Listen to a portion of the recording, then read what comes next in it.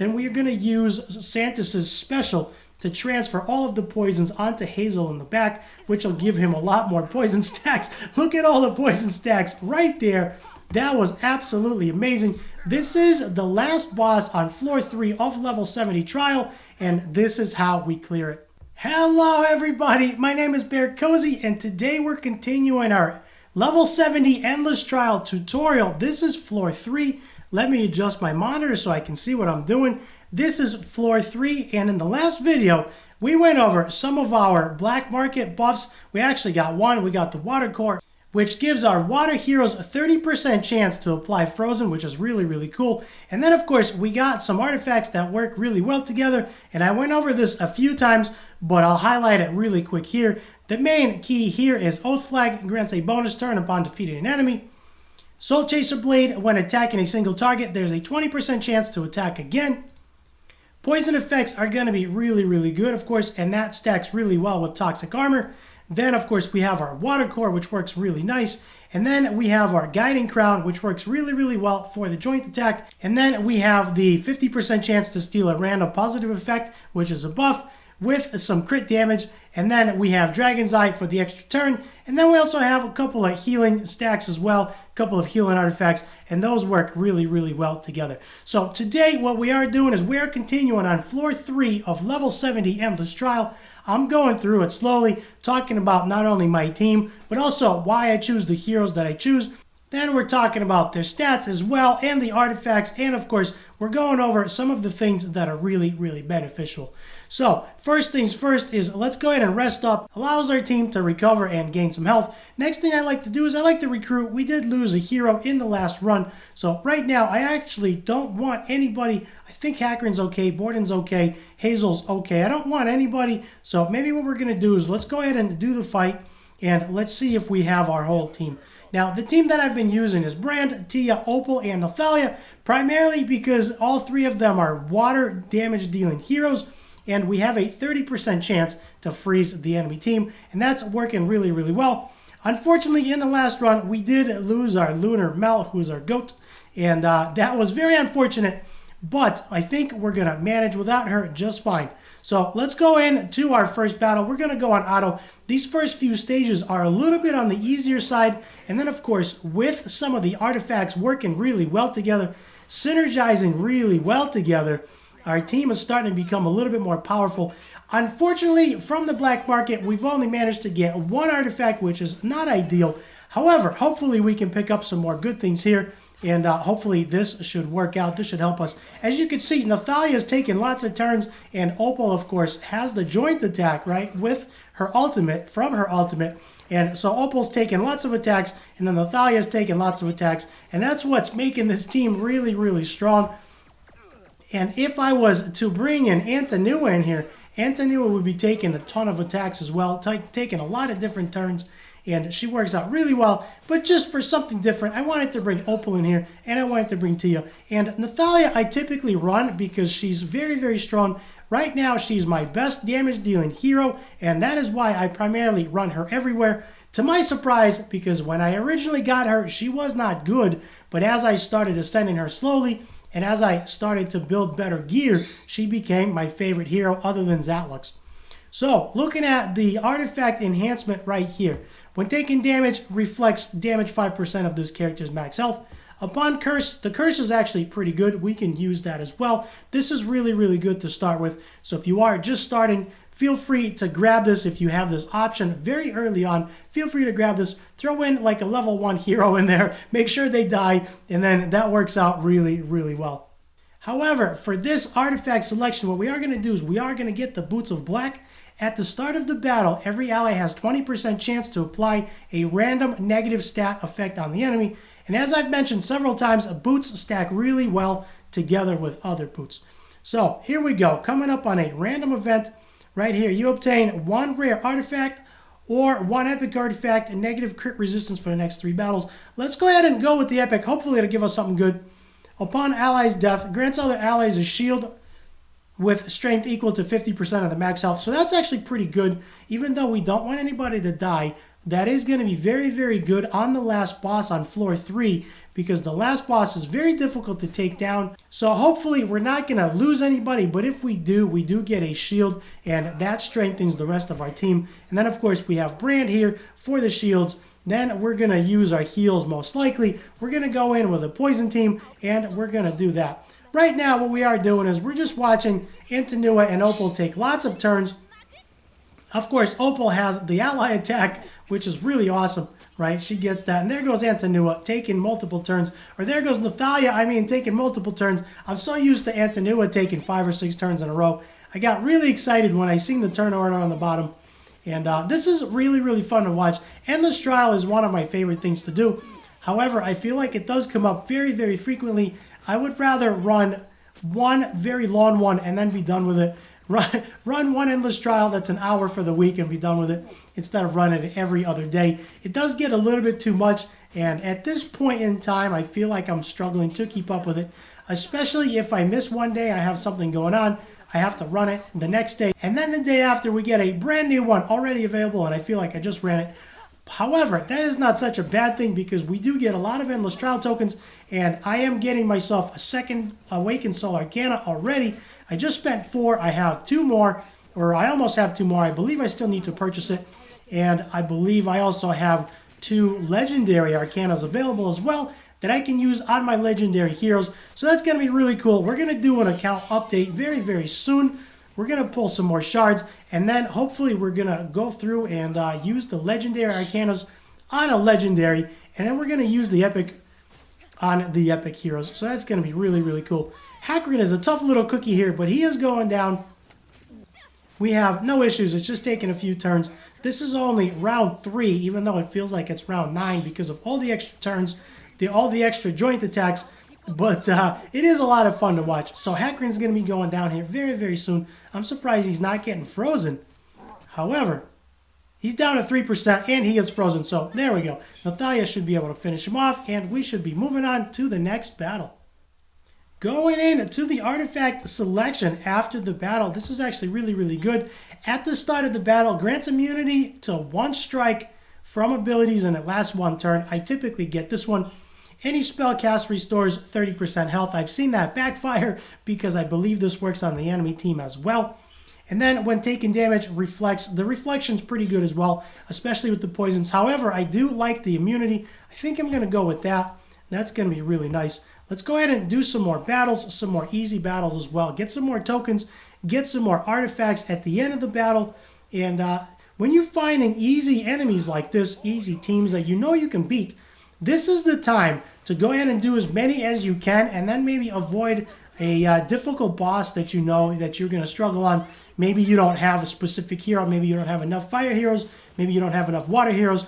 So I typically go for these easier ones to get not only the artifacts, but of course the trial tokens as well.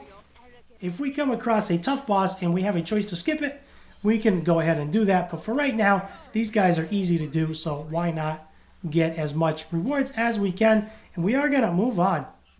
Alright, so as I mentioned, this is floor 3 of Endless Trial level 70, and this is working out really, really well. Now, elemental advantage effects I typically get. I really like this one. I believe I already have one, and the one thing that I do not know is if this works on the enemy team as well. If it works both ways, I don't know that. I believe this only works for our team because this is a buff for our team, so that might be really, really good. However, we are going to go in with a poison team, and that's going to be really nice later on. So I think what we're going to do is let's go in and inflict a large health drain on all the enemies. Troll's Treasure is really good as well. You can get this. However, I am thinking for the last boss, it is a struggle, and inflicting a large health drain at the start of the battle is going to help us a lot on the last boss because they do have Unshakable. So it is going to be a little bit of a longer battle. Looking ahead, I like to check to see where the fire is, where the bonfire is right before the boss, and I typically aim for that. And I've mentioned this before, if it's on the top row, I try to stick to the top, and if it's on the bottom tile, I try to stick to the bottom. And then, of course, there's one more Breath of Revival, so we are going to grab that as well. And let's go ahead and do this one battle. Then we get the Divine Statue Fountain, and then maybe we can res one more Fallen Hero. Going into the next battle, this one has Tia. I think what I want to do is let's go ahead and click on Tia. So that way we can use the water prison on her. We can stun her.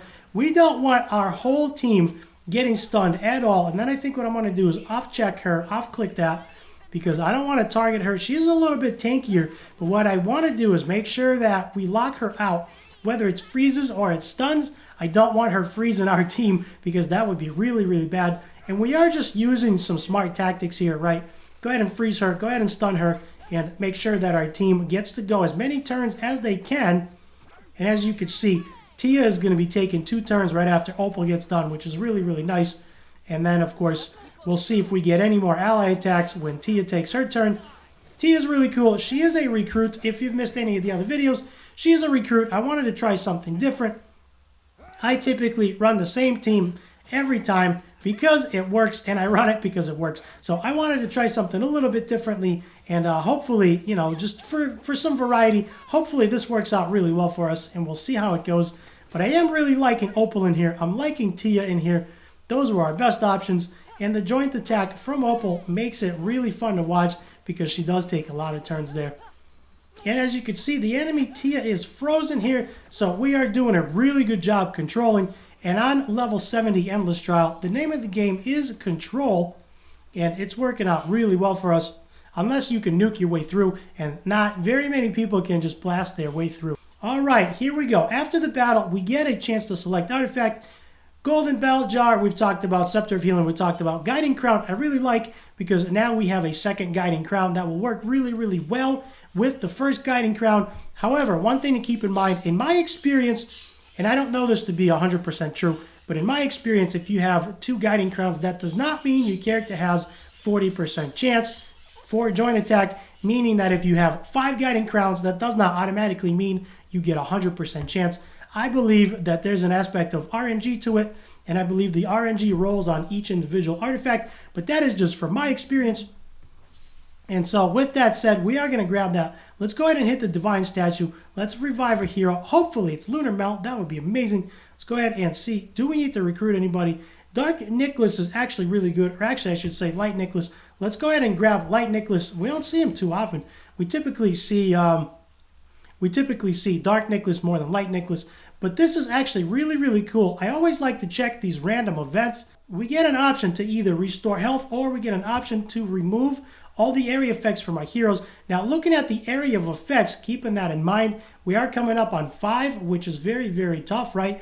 At 5, the heroes become desiccated, reducing max health and crit resistance by 40%, which is not good at all. So what I want to do is I want to go ahead and grab this area of effect removal because that will allow us to use the same team to continue to the boss and not have to take anybody out.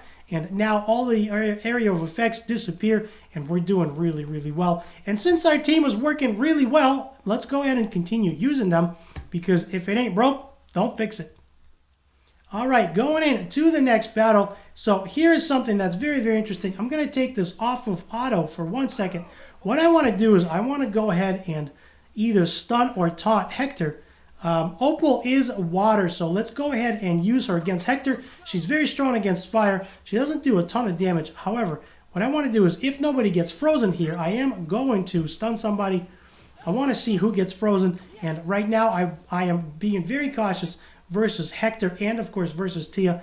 I don't want anybody to die from Hector, and I also don't want anybody to get frozen by Tia. So we are going to take a look and see who's left. Looks like Hector is going to be left alive, so that's not really good. Maybe, and he dies. He actually gets frozen and he dies, so that is very, very good for us. Now what we can actually do is we can actually stun Tia and put it back on auto, because now there is no fear of anybody dying from Hector. And since we saved our stun for whoever was left, Tia is the only one left. So if Tia was frozen, I would have used the stun on Hector.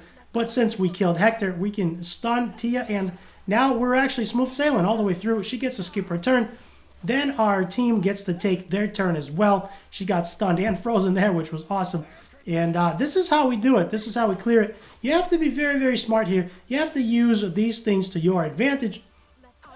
And you have to think a little bit of ahead. And I feel like we did a really good job. We saved the spell there, and it worked out really, really well. So now it's just a matter of taking her down. And as you can see, Brand actually taunted her there. So we are in no danger of dying. She's just tanky. She's got a lot of HP. Probably has a lot of defense as well. we're doing good damage. She's just taking a little bit of time to go down. But we got a lot of artifacts, we got a lot of buffs, and we are moving through. And there she goes. She should be going down very shortly. And it's working out really, really well for us. So there we go. We're moving right along. All right, going in to select the next artifact. Slaughter Amulet grants us 10% attack for every health lost. That is actually a really good one. When taking damage, reflects damage equal to 5% of this character's max health. That is a really good one as well. Non-damage dealing abilities have a 50% chance to reduce all the character's ability cooldowns by 1 turn. I feel like that one is okay. Since we're coming up on the boss very, very soon, I am going to be taking this damage reflection. It's come up a few times and we didn't get it. And I am going to be taking that because, as I've mentioned, the boss is fairly tough. They are going to take us a few turns to kill since they all have Unshakable, and the damage reduction is going to help. Now, speaking of the next random event, the next artifact, we are coming into the boss. So what I am going to do is I'm going to take the 30% attack. I don't want to reduce my speed because I don't have a speed booster. We also did not get a speed artifact, so I want to make sure that we go first here. What I am going to do is go ahead and take the purse here. Let's go ahead and claim that. Then we're going to claim the Breath of Revival. We're going to have to grab that. Let's go ahead and grab the Bonfire. We're going to recover all our health, remove the area of effects. Then what I'm noticing is we actually have some black market vouchers. So let's go ahead and spend some of those. Now, we do have Water Core. That is purchased. The other thing that we can do is we can actually get this Doomsday device, Doomsday Chain, with the 30 speed. I totally forgot about this one. Healing effects is very, very good as well. Since we just got speed, we can go ahead with the healing effects as well. That might be a-okay because I think what we're going to do is we have a couple of options, right? We're going to go in to the boss. Now, as you can see, there's 3 dwarves there. It should be 4. I think there's only 3. However, they all have Unshakable, if I remember correctly. And they are very difficult to take down. It does take a long time. So what I typically do is we can either go in with this team. This will work really, really well. And what we can do is we can swap out some of these, some of the Water Prison for the Gaia's Renewal because it's going to take some time. Or the other thing we can do is if Lunar Mel is available, if she is alive, what we can do is Lunar Mel is alive. We can take out Opal. Lunar Mel is really, really good here. We can also take Nathalia out. Since the enemy team's got Unshakable, Nathalia will not be able to nuke her way through, so that is not going to work too well. So we do have options. We can take Nathalia out. We can put Garel in. Garel has lots of sustain. The other thing that I really like to do that I want to try, I want to go ahead and use, let's go ahead and take Brand out. Let's use Nicholas because we just got him. And the other thing that I want to try is I want to go in with Gangelo. I want to go in with, let's see, where's my other poisoner? Let's go in with Santis. And then what I want to do is I want to go in with Florence. And Florence should be good. And since Florence is going to be healing us, we're going to put the Water Prison back in. We're going to get rid of the Gaia's Renewal here. We're going to put the Water Prison back in. So this is another option as well. I find that this works really, really well, especially with the artifacts that we got. Now, if you have Santis and you don't have Gangelo, go in with a tank-heavy team, with a defense-heavy team. Nicholas is out, Gangelo's out. Go in with Brand, go in with Garel. Anybody that is fairly tanky. Cyrus will do it as well. Cyrus is very, very good because she puts up the shield on herself, right? So that works really well. However, I do have Gangelo. I am going to go in with Gangelo. I want to try Nicholas. I don't know if Nicholas is the best call here, but I want to try him. And then, of course, you can use anybody else that you have. Hakrin will work. Aurak will work. William will work. Marion Shadowblood will work as well. Bruzak will work as well. I typically run Lunar Mel for this. I'm going to try maybe Florence. Let's go ahead and put Lunar Mel back in. Since we're using Nicholas, I'm trying to figure out who I want to run here. The idea is to keep my poisoners alive. And